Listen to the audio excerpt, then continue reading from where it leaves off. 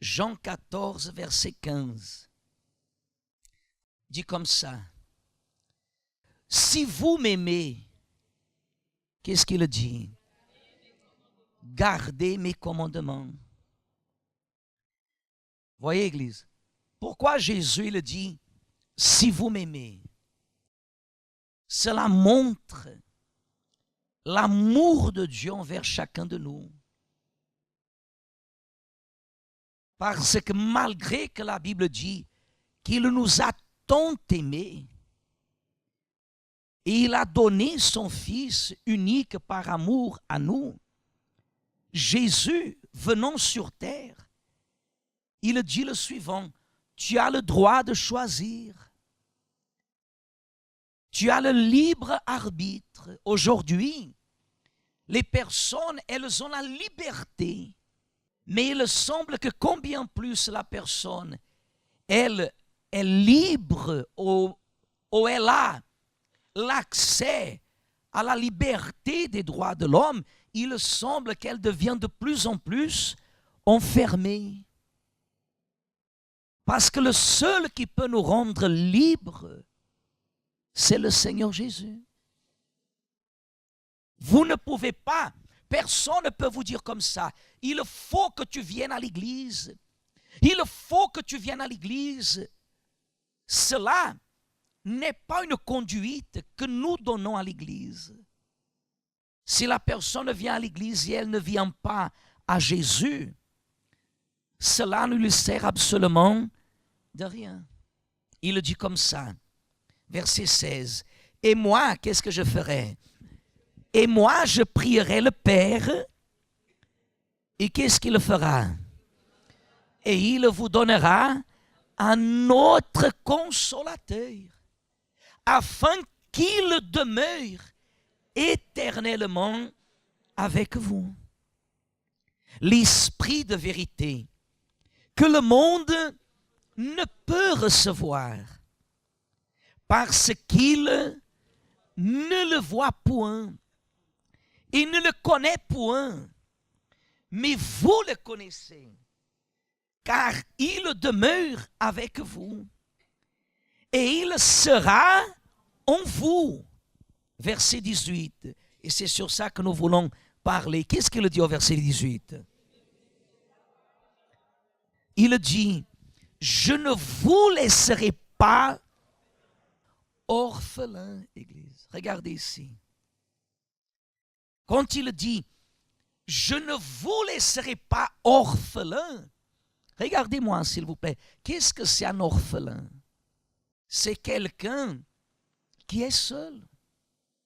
Un orphelin, il est seul. Un orphelin, c'est quelqu'un qui n'a pas l'amour maternel. Un orphelin, c'est quelqu'un qui n'a pas l'amour paternel. Mais vous savez qu'il y a des endroits où les garçons sont appelés d'orphelins. Surtout, il n'a pas de maman. On lui dit qu'il est à moitié orphelin. Mais orphelin, c'est lorsqu'il n'a pas le papa, la maman dans sa vie. Ils sont seuls. Dans d'autres termes, quand il a dit comme ça, je ne vous laisserai pas orphelin, qu'est-ce qu'il a voulu dire? Je ne vous laisserai pas seul. Combien de personnes sont à l'église et des fois elles se sentent seules. C'est pour ça qu'on vous dit, le baptême du Saint-Esprit, c'est comme une alliance. Pourquoi? Parce que la personne qui va se marier, elle arrive au mariage. Par exemple, la personne qui va à l'hôtel pour se marier, la nuit avant du mariage, en norme, selon la volonté de Dieu, elle était comment? Seule. Mais après l'alliance, elle ne sera plus jamais seule. C'est ce que Dieu veut nous parler. C'est ce que Dieu veut nous dire. Que celui qui le reçoit, plus jamais sera comment? Seul. Plus jamais sera délaissé. Il dit que la présence de Dieu, elle sera éternellement avec nous. Si je suis ici et je pars en Afrique, je pars en Amérique, je pars, je ne sais pas où que j'aille, je ne suis pas censé d'être seul. Parce que la promesse dit, et Jésus a dit, je ne vous laisserai pas orphelins.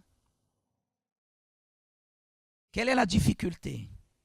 Quelle est la difficulté alors pour que nous ne soyons pas orphelins, Église? C'est le choix. Parce qu'il y a des personnes ici ce soir que dans le sac, elle veut le Saint-Esprit, mais dans le sac, elle a peut-être le paquet de cigarettes. Elle a peut-être quelque chose, une marque qui l'accuse. Elle a quelque chose dans le cœur qui la condamne.